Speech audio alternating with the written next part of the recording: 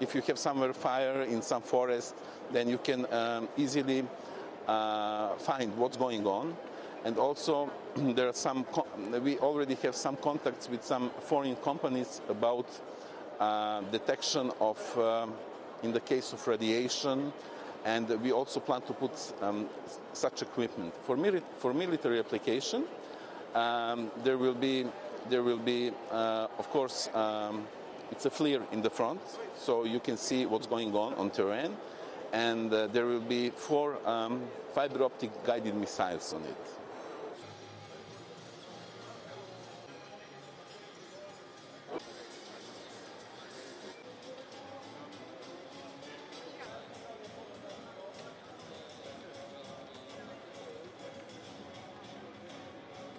Every unmanned helicopter is unique itself because in the hovering phase, every helicopter is unstable, and it's easy to manage that instability when you have a pilot inside, because pilot is able to counteract that instability.